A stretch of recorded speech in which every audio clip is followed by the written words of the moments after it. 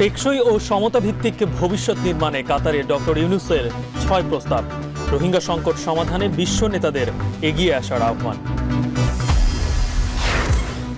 সাগররণী হত্যা মামলার ডিবিতে থাকা নথি আগুনে পড়েনি বলে আদালতে দেয়া বক্তব্য পাল্টালো রাষ্ট্রপক্ষ।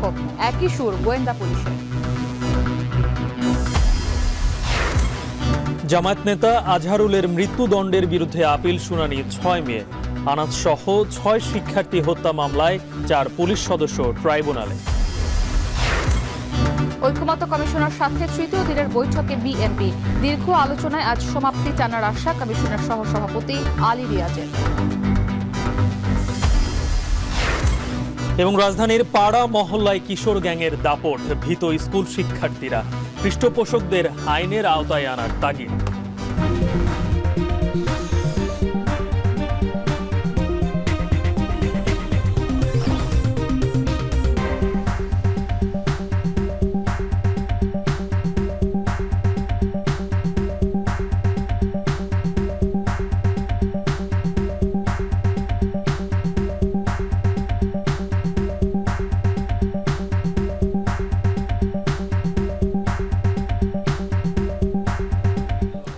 স্বাগত। এখন দুপুরে শুনছিলেন শিরোনাম, আর পুরো আয়োজন জুড়ে সঙ্গে আছি আমরা দুজন।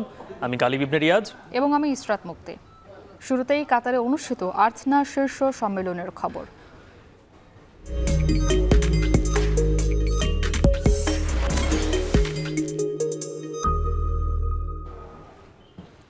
রোহিঙ্গা সংকট আঞ্চলিক স্থিতিশীলতা ঝুঁকিতে ফেলেছে বলে জানিয়েছেন প্রধান উপদেষ্টা অধ্যাপক ডক্টর মোহাম্মদ ইউনূস। তিনি বলেন, শান্তি ও স্থিতিশীলতা ছাড়া টেকসই বিশ্ব গড়া সম্ভব নয়। কাতারের রাজধানী দোহায় আয়োজিত আর্থনা সামিটের উদ্বোধনী অনুষ্ঠানে যোগ দিয়ে প্রধান উপদেষ্টা বলেন, রোহিঙ্গা সংকট বাংলাদেশের জন্য বড় চ্যালেঞ্জ। রোহিঙ্গা সংকট সমাধানে বিশ্ব নেতাদের এগিয়ে আসার আহ্বান জানান তিনি। এ সময় টেকসই ও সমতাভিত্তিক বিশ্ব নির্মাণে ৬ প্রস্তাব দেন ডক্টর ইউনূস। প্রস্তাবগুলো হলো প্রান্তিক জনগোষ্ঠীর অর্থনৈতিক কর্মকাণ্ডে অংশগ্রহণ নিশ্চিত করা, সামাজিক ব্যবসায় দক্ষতা বাড়ানো, তরুণদের ওপর বিনিয়োগ বাড়ানো, বিশ্বব্যাপী শান্তি ও সুবিচার নিশ্চিত করা, উন্নয়নশীল দেশগুলোকে প্রতিশ্রুত অর্থ প্রদান এবং 3-0-র ওপর মনোযোগ দেয়া।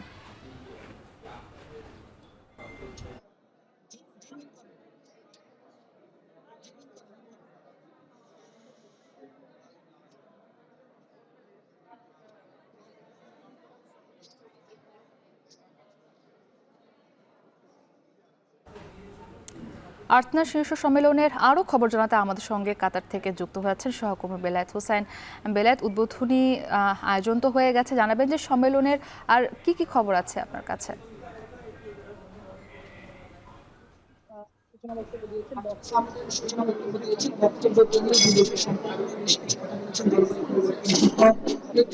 এই সফরে বাংলাদেশের দ্বিপাক্ষিক কিছু বিষয় উঠে এসেছে। কিছুক্ষণ আগে প্রধান উপদেষ্টা প্রেস সচিব শফিকুল আলম তিনি আমাদের সঙ্গে কথা বলেছেন। তিনি যেটা জানিয়েছেন যে আওয়ামী লীগ সরকারের রেখে দেওয়া $60 ঋণ 2 দিনের মধ্যে অন্তর্বর্তী সরকার পরিশোধ করবে। পাশাপাশি তিনি এটাও জানিয়েছেন বাংলাদেশ থেকে 725 জন সৈনিক নিয়ে আসবে কাতার এবং এটি পরবর্তীতে আরো বাড়বে।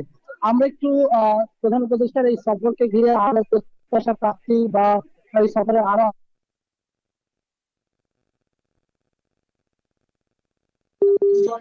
উপপ্রেস সচিব আবুল কালাম আজাদ মজুমদার এবং আমাদের সঙ্গে আছেন প্রধান উপদেষ্টার প্রেস সচিব অপূর্ব জাহাঙ্গীর। আমরা একটু তাদের সঙ্গে কথা বলতে চাই যে এই সম্পর্কে ঘিরে বাংলাদেশের আসলে সার্বিক বাংলাদেশের যে বিষয়ে আশা করা হচ্ছে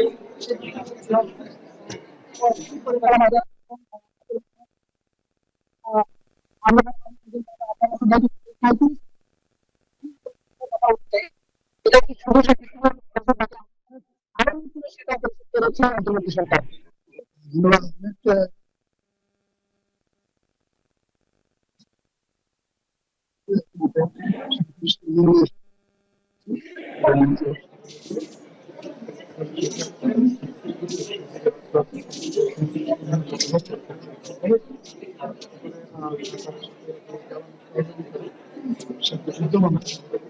সেটা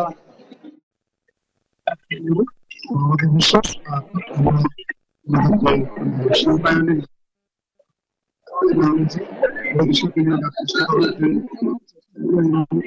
আছে।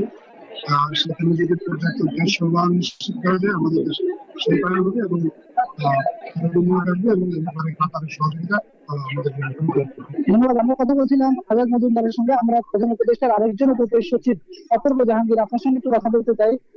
আমরা তো আজাদ ভাইয়ের কাছে জানলাম বিনিয়োগের বিষয়ে, জ্বালানির বিষয়ে, আওয়ামী লীগ সরকারের ঋণ পরিশোধের বিষয়ে। আপনার কাছে কি জানতে চাই যে ভিসা জটিলতা নিয়ে অনেকগুলো কথা হচ্ছে, এই সফরকে ঘিরে সেই জব কতটা চলে যাওয়ার সম্ভাবনা আছে? একই সঙ্গে বাংলাদেশ থেকে যে সৈনিক নিয়ে আসার কথা বলছে কাতারে, এই বিষয়ে একটু বিস্তারিত জানান। ভিসা জটিলতা বলেন, সৈনিক বলেন, মানে এখন প্রধান উপদেষ্টা যখন কোনো এই ধরনের সফরে আসেন দেখবেন লাস্ট কিন্তু খালি ওনার এই শেষের পর পরিমাণ আমরা দেখেছি বলা যাবে না হবে না। অলরেডি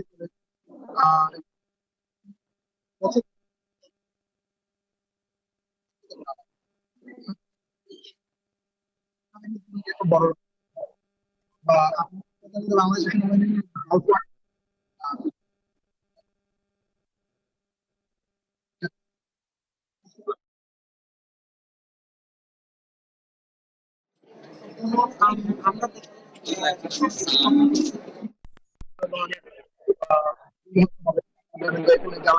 একটা বড় সুযোগ রয়েছে ভিসার জটিলতার কোনোটাই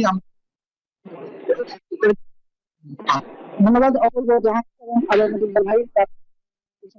প্রধান উপদেষ্টা দুজন আমরা কথা বলছিলাম সফরকে ঘিরে বাংলাদেশ কাতারের যে দ্বিপাক্ষিক সম্পর্ক এটা কতটা আরো ছড়িয়ে হবে এবং বাংলাদেশের বিনিয়োগের ক্ষেত্রে কাজ কিভাবে ভূমিকা রাখবে, বাংলাদেশের বিষয় জটিলতা পরিষ্কার করার জন্য পাশাপাশি বাংলাদেশ থেকে সৈনিক নিয়ে আসার বিষয়টি ইতিবাচক ভাবে আলোচনার কথা তারা জানালেন।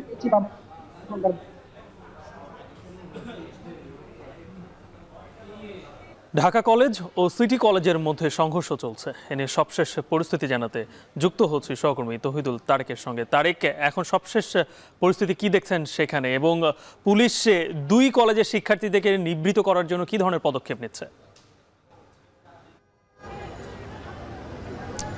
গালিব, কিছুক্ষণ আগেই আসলে বেশ অনাকাঙ্ক্ষিত এখানে একটি ঘটনা ঘটে গেছে। আমরা এখানে প্রত্যক্ষ করেছি যে ঢাকা কলেজ এবং সিটি কলেজের মাঝখানে পুনরায় আবারও সংঘর্ষ ঘটেছে এবং মাঝখানে পুলিশ পরিবেশ নিয়ন্ত্রণ আনার চেষ্টা করেছে। আপনি যে প্রশ্নটি রেখেছেন, পরিবেশ নিয়ন্ত্রণ করতে পুলিশ আসলে কি ভূমিকা পালন করছে, আসলে সর্বশেষ যে ঘটনাটি ঘটেছে সেই ঘটনার ব্যাপারে যদি বলি, এখানে পুলিশের ভূমিকা আসলে খুবই ভালো বলা যেতে পারে। কারণ বেশ কিছুক্ষণ আগে ঢাকা কলেজের যে শিক্ষার্থীরা রয়েছিল তারা কিন্তু পুলিশের ব্যারিকেড ভেঙে সিটি কলেজে তারা হামলা চালিয়েছে এবং এখানে তারা ভাঙচুর করারও যে উদ্রেক করেছিল সেই উদ্রেক ভাঙতে কিন্তু পুলিশ সক্ষম হয়েছে। তারা খুবই দ্রুত এখানে দুটি সাউন্ড বোমা বা সাউন্ড গ্রেনেড যদি বলে থাকি সেটা নিক্ষেপের মাধ্যমে পরিবেশ নিয়ন্ত্রণে আনতে সক্ষম হয় এবং ঢাকা কলেজে যে শিক্ষার্থীরা ছিলেন তাদেরকে আসলে ছত্রভঙ্গ করতে তারা সক্ষম হন। কিন্তু এর আগের যে ঘটনা, সেই ঘটনা সম্পর্কে যদি একটু আপনাদেরকে জানাই যে ঢাকা কলেজ এবং সিটি কলেজের আজকের মধ্যকার যে সংঘর্ষ চলছে এই মুহূর্তে, সেটা মূলত আসলে তাদের নির্দিষ্ট কোনো ঘটনা কিন্তু তারা বলতে পারেননি। যে ঘটনাটি আমরা শুনেছি যে ফেসবুকের একটি ঢাকা কলেজের একটি গ্রুপে আসলে অজ্ঞাতনামা একজন ঢাকা কলেজের শিক্ষার্থীকে মারা হয়েছে, এমন একটি তথ্যকে কেন্দ্র করে কিন্তু আজকের এই সংঘর্ষের সূত্রপাত। আমরা জানতে পেরেছি যে আজকে দুপুরের দিকে ঢাকা কলেজের বেশ কিছু শিক্ষার্থী এখানে আসে এবং সিটি কলেজে ভাঙচুর চালায়। এরপরেই কিন্তু আসলে সিটি কলেজের শিক্ষার্থীরাও এই যে মারামারি কিংবা মুখোমুখি অবস্থান, সেই অবস্থানে চলে আসে এবং পুলিশ সেখানে পরিবেশ নিয়ন্ত্রণ রাখার চেষ্টা করে। একটা নির্দিষ্ট সময় পর্যন্ত পুলিশ সেটা করতে সক্ষম হলেও একটা পর্যায়ে আসলে সিটি কলেজের শিক্ষার্থীরা একটি বাস ভাঙচুর করে। আমরা জানতে পারি যে এই বাস ভাঙচুরের পেছনেও যে কারণটি ছিল যে সিটি কলেজের শিক্ষার্থীরা তাদের কাছে খবর এসেছিল যে ভিআইপি যে বাসগুলো রয়েছে সেই বাসে ঢাকা কলেজের শিক্ষার্থী আছে, এমন খবরের জের ধরেই তারা ওই বাসে হামলা চালায় এবং সেই বাসটি ভাঙচুর করে। এই সময় বাসের ভিতরে যে যাত্রীরা ছিলেন তারা কিন্তু বেশ কয়েকজনের আহতর কথা আমরা জানতে পেরেছি এবং একই সাথে সেই বাস যখন ভাঙচুর শুরু হয়। পুলিশ তখন আসলে যে সিটি কলেজের শিক্ষার্থীরা রয়েছে তাদের উপর আসলে চড়াও হয় এবং তাদেরকে বিশৃঙ্খল তাদের যে ছত্রভঙ্গ করতে তাদের উপর লাঠিচার্জ করে এবং একটা পর্যায়ে সিটি কলেজের শিক্ষার্থীরা তাদের যে ক্যাম্পাস রয়েছে সিটি কলেজের ভিতরে অবস্থান নেয়, আশ্রয় নেয়। কিন্তু আশ্রয় নিয়েই তারা ক্ষান্ত হননি। তারা আসলে সিটি কলেজের যে বিল্ডিং রয়েছে, যে 5 তলা থেকে তারা আসলে এই ইট পাটকেল নিক্ষেপ করতে শুরু করে পুলিশের ওপর। এবং এই এমন অবস্থায় আমরা দেখেছি, জানতে পেরেছি যে 2 জন পুলিশ সদস্য কিন্তু এখানে আহত হয়েছে এবং একই সাথে বেশ কয়েকজন শিক্ষার্থীও এখানে আহত হয়েছেন বলে আমরা জানতে পেরেছি। এই ছিল আমার কাছে সর্বশেষ। ঢাকা কলেজ ও সিটি কলেজের শিক্ষার্থীদের মধ্যে পাল্টা ধাওয়া চলছে। এখনো পরিস্থিতি কিছুটা উত্তপ্ত, সেই কথাই জানাচ্ছিলেন তহিদুল তারেক। সাংবাদিক দম্পতি সাগর রুনি হত্যা মামলার নথি পুড়ে গেছে, হারিয়ে গেছে প্রয়োজনীয় প্রমাণাদি, এমন তথ্য হাইকোর্টে দিয়েছেন রাষ্ট্রপক্ষ। যদিও পরে বক্তব্য বদল করে রাষ্ট্রপক্ষ জানায় এই মামলায় নথি গায়েবও হয়নি বা আগুনেও পড়েনি। এর আগে গোয়েন্দা পুলিশও নথি পড়েনি বলে জানিয়েছিল। আলোচিত এই মামলার তদন্ত শেষ করতে আরও 6 মাসের সময় দিয়েছেন হাইকোর্ট। আরও জানাচ্ছেন জাহিদ হাসান। সাংবাদিক দম্পতি সাগর রুনি 2012 সালের 11 ফেব্রুয়ারি রাজধানীর পশ্চিম রাজাবাজারে হত্যার শিকার হন। সাগরসরার মাছরাঙ্গা টেলিভিশনের বার্তা সম্পাদক আর মেহেরুন রুনি এটিএন বাংলার জ্যেষ্ঠ প্রতিবেদক ছিলেন। এ ঘটনায় রুনির ভাই বাদী হয়ে হত্যা মামলা দায়ের করেন। ওই মামলা পুলিশ, ডিবি, র্যাবের কাছে তদন্তের জন্য যায়। র্যাব এ পর্যন্ত 117 বার তদন্ত প্রতিবেদনের জন্য নিম্ন আদালতে সময় নিয়েছেন। গত বছরের 30 সেপ্টেম্বর 6 মাসের মধ্যে সাগর রুনির হত্যার রহস্য উন্মোচনের জন্য টাস্ক ফোর্স গঠনের নির্দেশ দেন হাইকোর্ট। 23 অক্টোবর পিবিআই এর নেতৃত্বে 4 সদস্যের টাস্ক ফোর্স গঠন করে স্বরাষ্ট্র মন্ত্রণালয়। মঙ্গলবার বিচারপতি ফাতেমা নজিব ও বিচারপতি শিকদার মাহমুদ রাজির হাইকোর্ট বেঞ্চে তদন্তের অগ্রগতির উপর শুনানি হয়। এ সময় রাষ্ট্রপক্ষের আইনজীবী অতিরিক্ত অ্যাটর্নি জেনারেল আরশাদুর রৌফ হাইকোর্টকে জানান, এই মামলার নথি পুড়ে গেছে, অনেক কাগজ খুঁজে পাওয়া যাচ্ছে না। পরে গণমাধ্যমে যদিও তিনি এই বক্তব্যের সাথে দ্বিমত প্রকাশ করেন। 6 এপ্রিল 2024 এটা শেষ হয়েছে, সেজন্য আমরা রিপোর্টটা ফাইনাল দিতে পারেনি। এখানে আরো কতগুলো দিক নির্দেশনা দেওয়া হয়েছে, তারা সেই অ্যাঙ্গেল থেকেও দেখছে, সেই জন্য আমাদের সময় দরকার। সাগর রুনি হত্যা মামলার তদন্তের জন্য আরো 6 মাস সময় দিয়েছেন উচ্চ আদালত। তবে রাষ্ট্রপক্ষ 9 মাস সময় চেয়েছিলেন।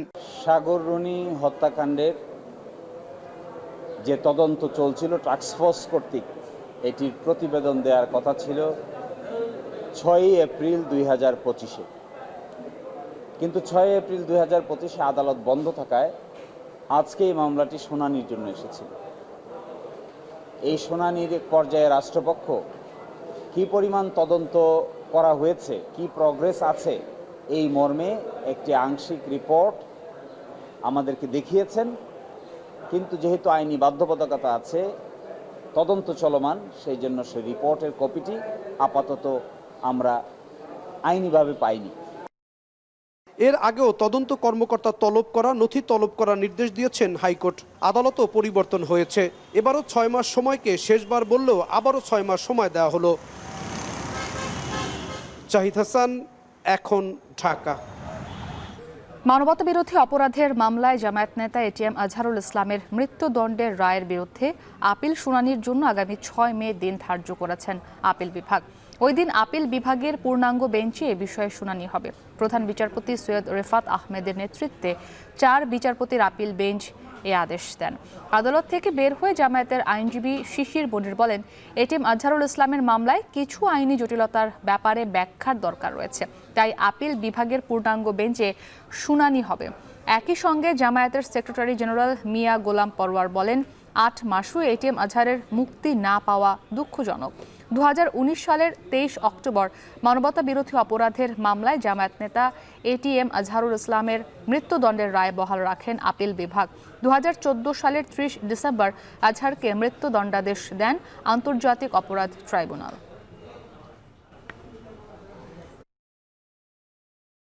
6 তারিখে যদি ফুল বেঞ্চে মামলা শুনানি হয় এবং ভালো কোনো আউটকাম আমরা আনতে পারি, আশা করি সকলেই সাদরে এই ভালো আউটকামকে গ্রহণ করে নিজেরা নিজের মন থেকে খুশি অনুভব করবে। 8 মাস পর্যন্ত তার এই মামলার যে কোনো ব্যাখ্যাই আইনজীবীরা দিতে পারেন, কোর্টের কাছে একটা ব্যাখ্যা থাকতে পারে, কিন্তু সময়টা যে 8 মাস পার হয়েছে, সারা দেশের লক্ষ কোটি আমাদের নেতা কর্মী শুভাকাঙ্ক্ষী যারা ন্যায় বিচারের প্রত্যাশায় দিন গুনছেন তারা ব্যথিত। তো আমরা হতাশ নই এই কারণে যে আদালতের কাছে আমরা সুবিচারের জন্য ধৈর্য ধারণ করছি। চানখারপুলে শিক্ষার্থী আনাজ সহ 6 জনকে হত্যার ঘটনায় পুলিশ কর্মকর্তা আরশাদ এবং কনস্টেবল সুজন হোসেন, ইমাজ হোসেন ও নাসিরুলকে আন্তর্জাতিক অপরাধ ট্রাইব্যুনালে হাজির করা হয়েছে। সোমবার এই মামলার চূড়ান্ত অভিযোগ প্রসিকিউশনের হাতে জমা দেয় তদন্ত সংস্থা। চিফ প্রসিকিউটর জানান, 90 পৃষ্ঠার এই তদন্ত প্রতিবেদন 195 দিনের তদন্ত শেষে সোমবার আন্তর্জাতিক অপরাধ ট্রাইব্যুনালে জমা দেওয়া হয়েছে। ঘটনার সময়কাল ছিল 1 জুলাই থেকে 5 আগস্ট। এই মামলায় পলাতক রয়েছেন সাবেক ডিএমপি কমিশনার হাবিবুর রহমান সহ আরও কয়েকজন।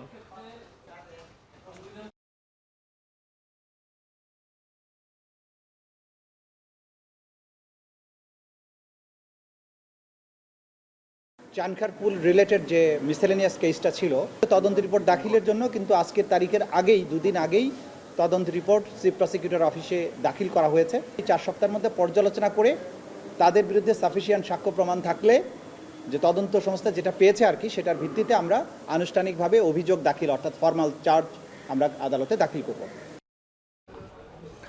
সংস্কার প্রস্তাবনা নিয়ে তৃতীয় দফায় ঐকমত্য কমিশনের সাথে বৈঠক করছে বিএনপি। নিয়ে আরও জানাতে জাতীয় সংসদ ভবনের এলডি হল থেকে যুক্ত হয়েছেন জাওয়াদ মাহমুদ। জাওয়াদ, আজকের বৈঠক নিয়ে বিএনপি এবং কমিশনের পক্ষ থেকে কি বক্তব্য এসেছে জানাবেন?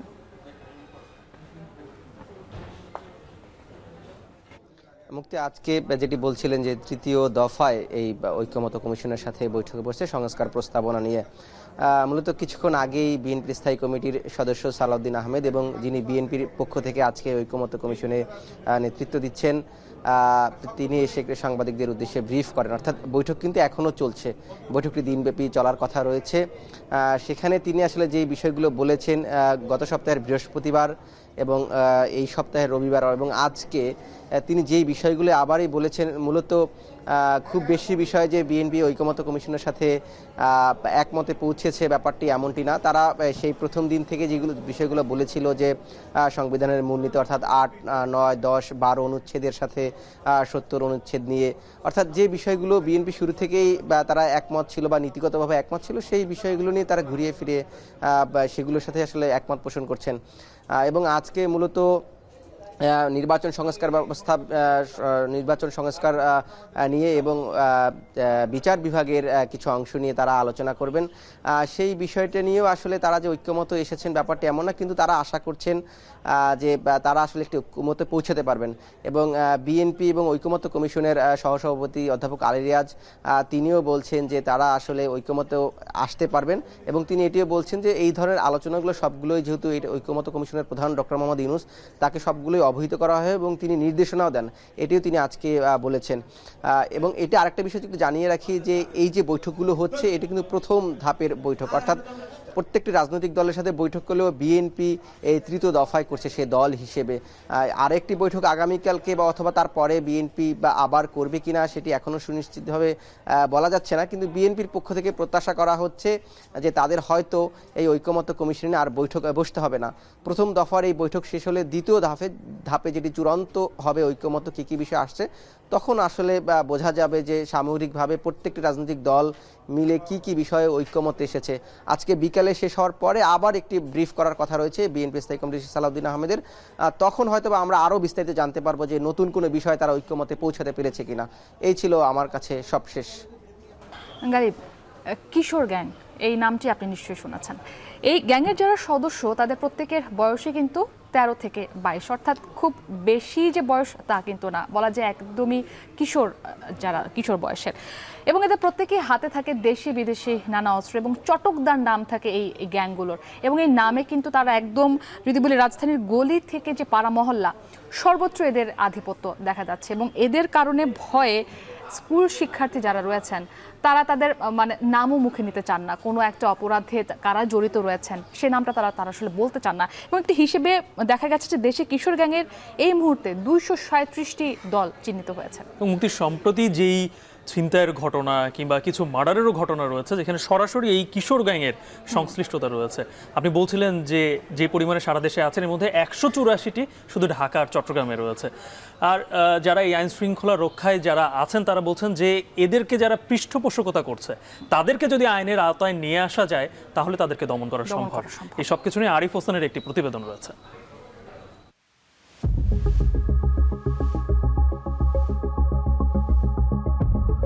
পিঠে বড় ভাইয়ের হাত, আছে রাজনৈতিক পরিচয়, দেশি বিদেশি অস্ত্র হাতের মুঠোয়, মাদকে বুঁদ হওয়ার প্রমাণ উন্মাদ অঙ্গভঙ্গি, প্রকাশ্যে অস্ত্র হাতে বাঁধ ভাঙা উল্লাসে ডেঞ্জার গ্যাংয়ের সদস্যরা। ভিডিও করে সামাজিক যোগাযোগ মাধ্যমে ছড়িয়ে দেওয়ার সাহসী বলে দেয় আইনশৃঙ্খলা বাহিনীকে কতটুকু ভয় পায় গ্যাং সদস্যরা। একই অবস্থা অ্যাটেম্প টু মার্ডার গ্যাংয়ের সদস্যদের। ভয়ডরহীন এসব কিশোর কলম ছেড়ে হাতে তুলে নিয়েছে অস্ত্র। ছিনতাই, চাঁদাবাজি, মাদক ব্যবসা, জমি দখল, নারীদের উত্ত্যক্ত করার মতো ঘটনায় রাজধানীতে তাদের নাম আসছে সবার আগে। বাস্তবতা ঘুরে দেখতে রাজধানীর উত্তরা থেকে শুরু করতে চায় এখন টিভি। এই এলাকায় 30টির বেশি কিশোর গ্যাং দাপট দেখাচ্ছে। কুকুরের মাথায় একদিন কুকুরের এখান থেকে এখান পর্যন্ত রেড লিপের পার্মানেন্ট ইং দিয়ে লিখে দিছে ই স্টার ডিস্কো ফিস্কো। এখন এটা থেকে আপনি প্রমাণ নেন যে এটা আছে।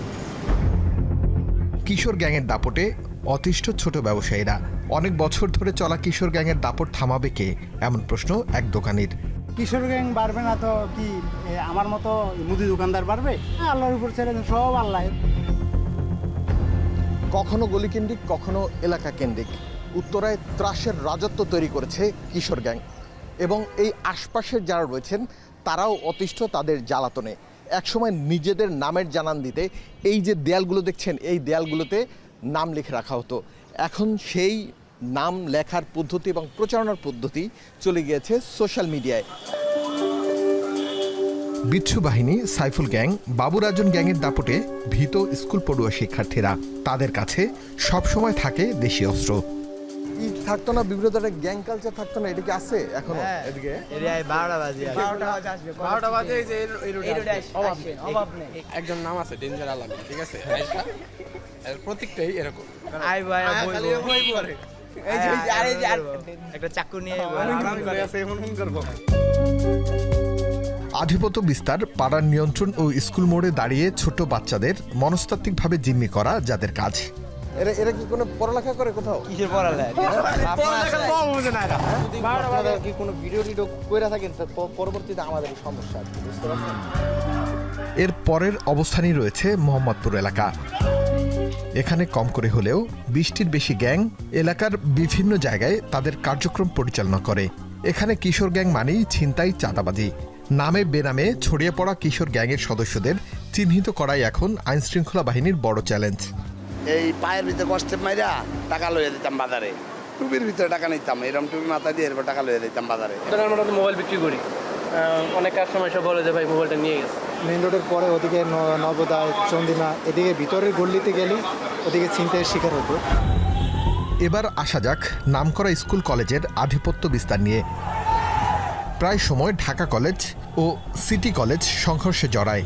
এখানে গ্যাং কালচার তৈরি হয় কলেজের নামকে সামনে রেখে। কলেজ শিক্ষার্থীদের মধ্যে কটূক্তি নিয়েই যত দ্বন্দ্বের সূত্রপাত। আপনাকে এসে আপনার ইনস্টিটিউশনের বিষয়টা বললাম, ইনস্টিটিউশন নিয়ে আমার ইয়াতে আছে, কারণ আপনি এটা কিছু বলবো আপনার গায়ে প্রতি বছরই এটা হয়। এটা আসলে স্পেসিফিক কখনো কোনো কারণ থাকে না, এটা মানে এভাবেই হয়। বয়সে সাহসে সবকিছু মারিয়ে যাওয়া এসব কিশোরদের দিকে নজর পড়েছে শীর্ষ সন্ত্রাসীদেরও। তাদের দলে রেখে জমি দখল ও মাদক ব্যবসায় কাজে লাগায় তারা। এটা আইনের মাধ্যমে তাদের জামিন হয়েছে। জামিন হওয়ার পরে এখন কিছু লোক আছে যে যারা এই জগতে আর যেতে চায় না, আর কিছু লোক আছে যে না ট্রাস্ট তৈরি করবে। এই কারণে যে কিশোর গ্যাংগুলো লিড দেওয়ার চিন্তা ভাবনা করতেছে বা নিয়ন্ত্রণে রাখার চিন্তা ভাবনা করতেছে। এরকম স্বরাষ্ট্র মন্ত্রণালয়ের পাঠানো একটি হিসেব বলছে এখন সারা দেশে 237টির মতো কিশোর গ্যাং রয়েছে। এর মধ্যে 127টি গ্যাং রয়েছে ঢাকা শহরে, পরে চট্টগ্রামে রয়েছে 57টি। অন্যান্য জেলাগুলো মিলিয়ে কিশোর গ্যাং রয়েছে 53টি। কিশোর গ্যাং দমনে অভিযোগের অপেক্ষায় আইনশৃঙ্খলা বাহিনী। আমাদের স্পষ্ট বার্তা, কেউ যদি আইন নিজের হাতে তুলে নেওয়ার চেষ্টা করে তাকে অবশ্যই আইনের মুখোমুখি হতেই হবে, এবং এই ক্ষেত্রে আমরা কাউকে বিন্দুমাত্র ছাড় দেব না। রাজনৈতিক পৃষ্ঠপোষকতা বন্ধ করা গেলে থামানো যাবে কিশোর গ্যাং, বলছে অপরাধ বিশ্লেষকরা। না পারছে কিশোরদেরকে সংশোধন করতে, না পারছে পিছনের পৃষ্ঠপোষকদেরকে আইনের আওতায় আনতে। সুতরাং দুটা কাজই একসাথে চলমান রাখতে হবে, যাতে কিশোররা অপরাধপ্রবণ হয়ে না পড়ে, পাশাপাশি কোনো পৃষ্ঠপোষকও যাতে কিশোর অপরাধী বা কোনো গ্যাং তৈরি করে কোনো অপরাধমূলক কার্যক্রম করার সুযোগ যাতে না পায়। সারা দেশে কিশোর গ্যাং সদস্যদের বিরুদ্ধে প্রায় 800-র বেশি মামলা রয়েছে। তবে 5 আগস্টের পরে নতুন করে দল গোছানো কিশোর গ্যাং সদস্যদের চিহ্নিত করে আইনের আওতায় আনা গেলে কমে আসবে অপরাধ, বলছে সমাজ বিশ্লেষকরা।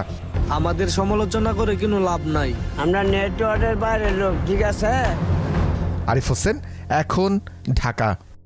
চট্টগ্রাম বিশ্ববিদ্যালয়ের চারুকলা ইনস্টিটিউটকে মূল ক্যাম্পাসে ফিরিয়ে আনার দাবিতে টানা দ্বিতীয় দিনের মতো আমরণ অনশনে শিক্ষার্থীরা। বিশ্ববিদ্যালয়ের প্রশাসনিক ভবনের সামনে দাবি আদায়ে চলছে এই কর্মসূচি। আমরণ অনশন ছাড়াও চারুকলা ইনস্টিটিউটের শিক্ষার্থীরা অবস্থান কর্মসূচি পালন করছেন। আন্দোলনরত শিক্ষার্থীরা জানান, চারুকলা বিভাগকে মূল ক্যাম্পাসে ফেরাতে দীর্ঘদিন ধরেই তারা ধারাবাহিক আন্দোলন করছেন। প্রশাসনও আশ্বাস দেয় মার্চের মধ্যে মূল ক্যাম্পাসে ফিরবে চারুকলা, তবে তা পূরণ না হওয়ায় আবারও আন্দোলনে নেমেছেন তারা। এ বিষয়ে বিশ্ববিদ্যালয়ের প্রশাসন বলছে, শিক্ষার্থীদের দাবির ব্যাপারে তারাও আন্তরিক, যদিও বিষয়টি সময় সাপেক্ষ।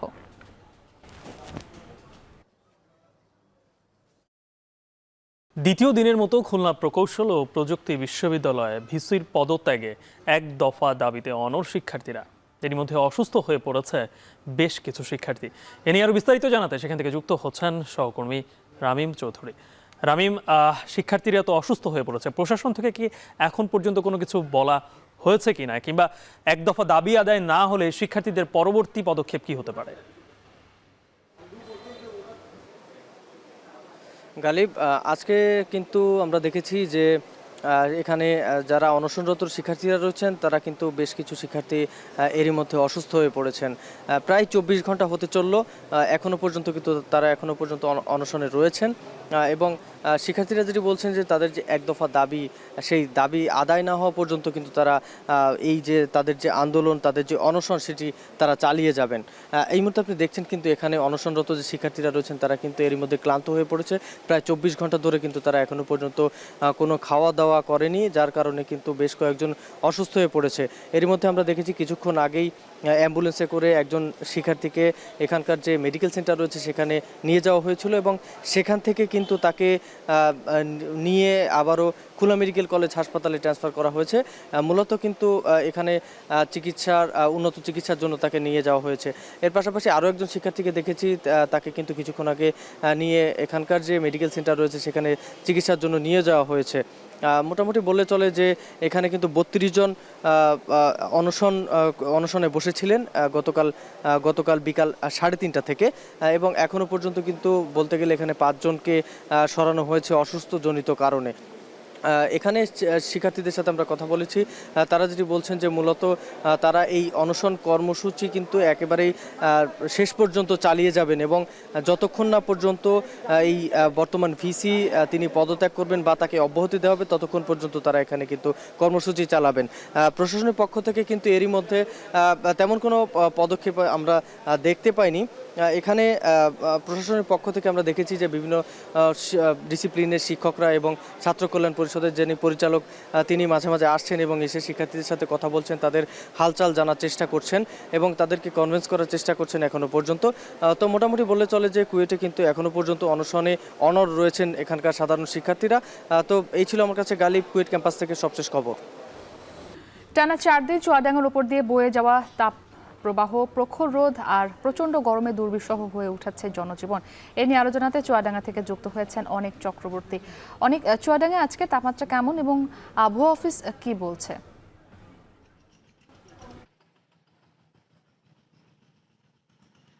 মুক্তি, তাপপ্রবাহ প্রতিনিয়ত বাড়ছে। চুয়াডাঙ্গার আবহাওয়া অফিস আজকে এখন পর্যন্ত তাপমাত্রা রেকর্ড করেছে 36 ডিগ্রি ঘরের উপরে, অর্থাৎ 3টার পরে আসলে সর্বশেষ তাপমাত্রার যেটি নির্ণয় করা হবে সেখান থেকে আবহাওয়া অফিস বলছে যে আজকেও কিন্তু প্রায় 37 ডিগ্রির উপরে তাপমাত্রা চুয়াডাঙ্গায় বিরাজমান থাকবে। এই তাপপ্রবাহ কয়েকদিন কিন্তু চুয়াডাঙ্গায় বাড়ছেই, বেশ কয়েকদিন মাঝারি তাপপ্রবাহ বয়ে যাচ্ছে চুয়াডাঙ্গার উপর দিয়ে। সকাল থেকেই কিন্তু রোদের প্রখরতায় সাধারণ মানুষের জনজীবন প্রায় অতিষ্ঠ। সাধারণ মানুষ কিন্তু আমি দেখেছি সকাল থেকেই খুব প্রয়োজন ছাড়া সড়কে কিন্তু মানুষজনের উপস্থিতি কম। যেসব মানুষজন বের হয়েছে তারা রোদের যে প্রখরতা, সেই প্রখরতায় অতিষ্ঠ হয়ে গাছের তলায় ছায়া স্থান যুক্ত স্থানে কিন্তু আসলে তারা বসছেন, তারা বিশ্রাম নিচ্ছেন। সব থেকে কষ্টে আছে মুক্তি কিন্তু দিন আনা খেটে খাওয়া মানুষ, যারা আসলে প্রতিনিয়ত বাসা থেকে যাদের বের হতে হয়।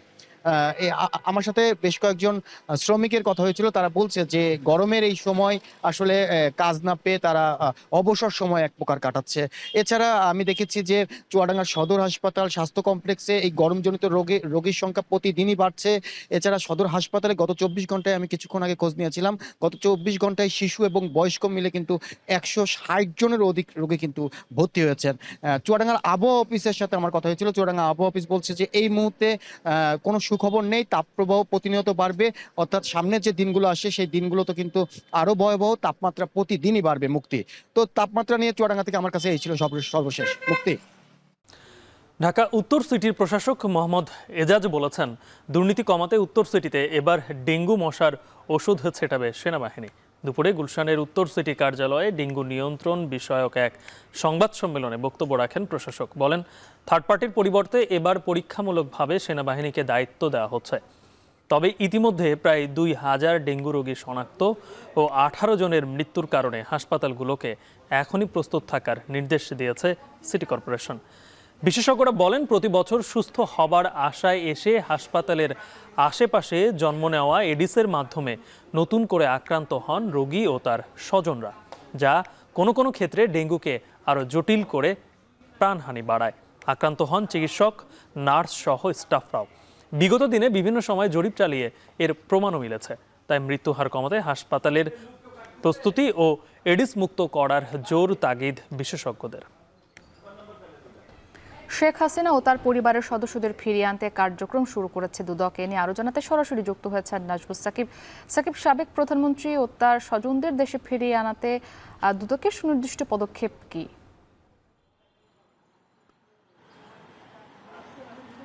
মুক্তি, জানেন যে গত 5 আগস্টের পর গত বছরের তারপরে কিন্তু যে পতিত সরকার প্রধান শেখ হাসিনা তিনি কিন্তু দেশ ছেড়ে পালিয়েছেন এবং তার পরিবারের যারা সদস্য আছেন তারা কিন্তু আসলে দেশে নাই।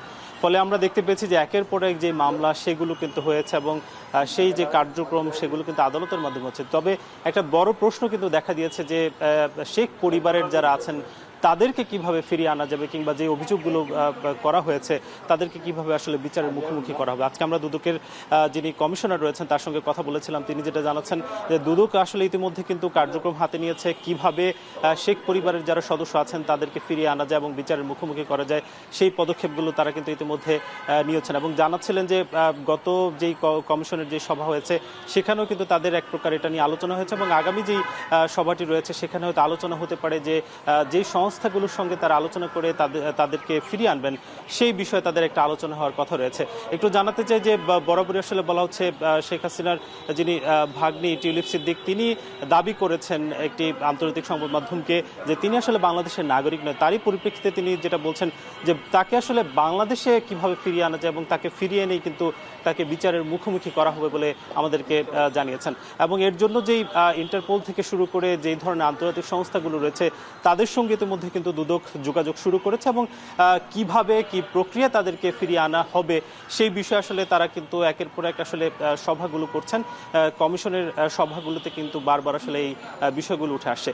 অর্থাৎ সব মিলিয়ে বলাই যায় যে শেখ পরিবারের যে সদস্যরা আছেন কিংবা যাদের বিরুদ্ধে আসলে মামলা হয়েছে যারা দেশে নেই তাদেরকে কি প্রক্রিয়া ফিরিয়ে আনা হবে সেটা কিন্তু হয়তো খুব শীঘ্রই জানা যাবে এবং টিউলিপ সিদ্দিককেও আসলে দেশের মাটিতে এনে বিচারের যে প্রক্রিয়া সেটা কিন্তু সেই পদক্ষেপের দিকে আগাচ্ছে কিন্তু দুদক।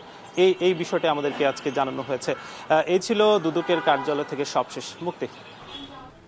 শনিবার অনুষ্ঠিত হতে যাচ্ছে ক্যাথলিক খ্রিস্টানদের সর্বোচ্চ ধর্মগুরু পোপ ফ্রান্সিসের শেষকৃত্য। বুধবার তার বাসভবন সান্তা মার্তা থেকে ভ্যাটিকানের সেন্ট পিটার্স ব্যাসিলিকাতে নেওয়া হবে পোপের মরদেহ। সেখানেই শেষবারের মতো সর্বসাধারণের শ্রদ্ধায় সিক্ত হবেন তিনি। সোমবার আকস্মিক স্ট্রোক ও হার্ট ফেইলিওরের কারণে মারা যান পোপ ফ্রান্সিস। আরও জানাচ্ছেন জাহানারা ভুইয়া।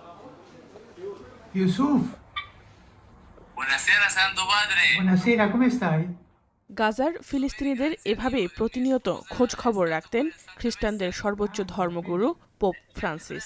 শারীরিক কষ্ট হওয়া সত্ত্বেও ভিডিও কলে কথা বলতেন তাদের সঙ্গে। মানবতার ঐক্যের প্রতীক পোপ ফ্রান্সিস সবসময় চেয়েছেন গাজা যুদ্ধ বন্ধ হোক, শান্তি প্রতিষ্ঠা হোক বিশ্বের প্রতিটি কোণে। তাই তো তার মৃত্যুতে শোকের মাতম বিশ্বজুড়ে। যুক্তরাষ্ট্র, ইউরোপ ও লাতিন আমেরিকার দেশগুলোর ঐতিহাসিক সব চার্চে শ্রদ্ধা জানাতে জড়ো হয়েছেন তার ভক্ত অনুসারীরা। predestinado que se iba a llevar al Papa Francisco en este día. No es casualidad. Me da mucho dolor haberse ido él, pero ya está él gozando de Dios nuestro Señor en el cielo. পোপের মৃত্যুতে যুক্তরাষ্ট্রের সরকারি প্রতিষ্ঠানে অর্ধনমিত রাখা হয়েছে পতাকা। সাদা ও golden আলো জ্বালিয়ে পোপের প্রতি শ্রদ্ধা জানানো হয় নিউ ইয়র্কের সুউচ্চ দ্য এম্পায়ার স্টেট বিল্ডিংয়ে। কিছুক্ষণের জন্য আলো বন্ধ করে শোক জানানো হয়েছে ফ্রান্সের প্যারিসের আইকনিক আইফেল টাওয়ারে। এদিকে পোপের প্রতি শ্রদ্ধা জানাতে জাতিসংঘের নিরাপত্তা পরিষদ অধিবেশনে দাঁড়িয়ে কিছুক্ষণ নীরবতা পালন করেন উপস্থিত সদস্যরা। শোক জানিয়েছেন জাতিসংঘ মহাসচিব Antonio গুতেরেসও। I want to extend my deepest condolences to Catholics and all those around the world inspired by the extraordinary life and example of His Holiness Pope Francis. Pope Francis was a messenger of hope, humility, and humanity. He was a transcendent voice for peace, human dignity, and social justice. Pope ফ্রান্সিসের শেষকৃত্য অনুষ্ঠানে স্ত্রী Melania ট্রাম্পকে নিয়ে যোগ দেওয়ার কথা রয়েছে মার্কিন প্রেসিডেন্ট ডোনাল্ড ট্রাম্পের। এছাড়া হোয়াইট হাউসে স্টার সানডে উপলক্ষে ডিম উৎসবে দেয়া এক ভাষণে পোপের প্রশংসা করেন Trump. All federal flags and state flags at half-mast in honor of Pope Francis. So he was a good man, worked hard. He loved the world, and it's an honor to do that. এদিকে পোপের মৃত্যুর কয়েক ঘন্টা পরই সিলগালা করা হয়েছে ভ্যাটিকানে তার ব্যক্তিগত বাসভবন অ্যাপোস্টোলিক প্যালেস। যদিও বিলাসবহুল জীবন রেখে ভ্যাটিকানের সান্তা মার্তা নামে ছোট্ট একটি গেস্ট হাউসে থাকতেন পোপ। জাহানারা ভুইয়া, এখন বিশ্ব। শেষ করব এখন দুপুর শিরোনামগুলো আরও একবার। টেকসই ও সমতা ভিত্তিক ভবিষ্যৎ নির্মাণে কাতারের ডক্টর ইউনূসের 6 প্রস্তাব। রোহিঙ্গা সংকট সমাধানে বিশ্ব নেতাদের এগিয়ে আসার আহ্বান। সাগররুনি হত্যা মামলার ডিবিতে থাকা নথি আগুনে পড়েনি বলে আদালতে দেয়া বক্তব্য পাল্টাল রাষ্ট্রপক্ষ। একই সুর গোয়েন্দা পুলিশের। সরকার ও দলীয় প্রধান একই ব্যক্তি হবেন কিনা সে সিদ্ধান্ত রাজনৈতিক দলের হাতে রাখতে মত বিএনপির। ঐকমত্য কমিশনের সাথে তৃতীয় দফায় বৈঠক। দুদিনের ব্যবধানে আবারও সংঘর্ষে জড়ালো সিটি ও ঢাকা কলেজের শিক্ষার্থীরা। বেশ কয়েকজন আহত, থমথমে পরিস্থিতি।